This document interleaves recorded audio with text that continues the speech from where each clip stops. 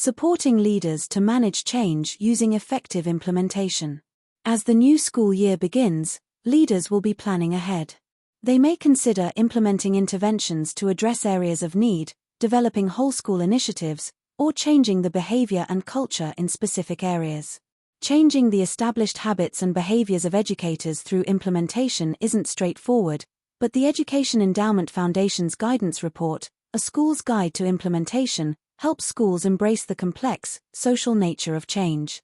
Ultimately, however well-evidenced an educational idea or intervention is, what really matters is how it manifests itself in the day-to-day. Encouraging leaders to pause and plan. School leaders tend to be hands-on doers. They are eager to do their best for both the children in their schools and their colleagues, so it can be tempting to jump straight into action. However, initiatives that are thoughtfully considered and carefully implemented while keeping an eye on the evidence are more likely to succeed.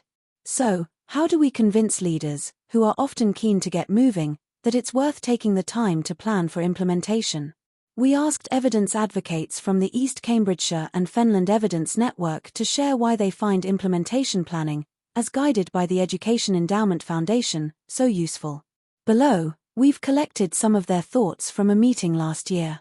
All the evidence advocates are school leaders, either head teachers or deputy head teachers, and they coach other leaders on implementation planning.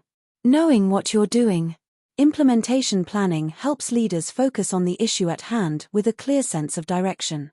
Evidence advocates shared the following insights. You start by considering the problem you are looking to solve. It sharpens the focus. Having a clear end goal in mind at the start helps you maintain focus on why you are doing it. It helps keep the main thing, the main thing. This approach enables clarity of thought about the initial problem, the endpoint, and the key ingredients, ensuring fidelity to the chosen strategy. Knowing why you're doing it. Implementation planning also helps leaders remember why they are making changes, and it can assist them in communicating this to others. Any change within a school relies on many people working together towards a common goal. It's important that everyone understands what they are doing and why. A School's Guide to Implementation emphasizes this in recommendation 2. Unite people around what is being implemented, how it will be implemented, and why it matters. The evidence advocates highlighted this aspect. It allows us to focus on the problems first and really debate them, rather than jumping straight into action. It gives us a better understanding of the purpose and aims of the project before work starts. It helps us understand the scope of the project and its timeline. It ensures we consider all stakeholder groups. The idea of reach is embedded into an implementation plan.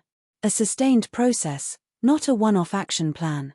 The first edition of the Education Endowment Foundation's guidance report made it clear that implementation planning is a process, not an event. Good plans have a sharp focus, but they also account for how initiatives will be sustained over time. An implementation plan is not simply an action plan, though it includes actions. This point was emphasized by the evidence advocates. Action plans can often become overloaded. An implementation plan keeps a sharp focus. It highlights how implementation isn't a single event, it's a process that is sustained. This approach leads to sustained change and practice. It's not a one-person effort, it's often a team working together. It's about more than just the what, it's also the how and the why.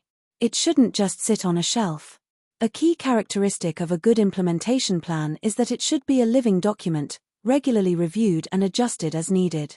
It also allows us to evaluate the process itself and determine whether something worked and why it worked, or didn't.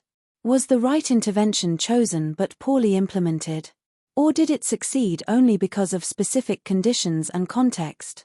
The evidence advocates reflected this in their comments. It's a live document. Due consideration is given to the how well are we doing phase. It makes you consider short, medium, and long-term outcomes upfront. 3 key characteristics, core components, fidelity, and acceptability set it apart from an action plan. The idea of a golden thread running through the plan helps ensure it all holds together. School leaders have a strong moral purpose. They want to do the best for the children in their schools. Evidence suggests that pausing and planning, thinking about the how as well as the what, gives their plans the best chance of success. Adam Rivett is headteacher at Littleport Community Primary. Kate Bonney is headteacher at Robert Arkansas Primary School. Becky Layfield is KS2 lead at Robert Arkansas Primary School.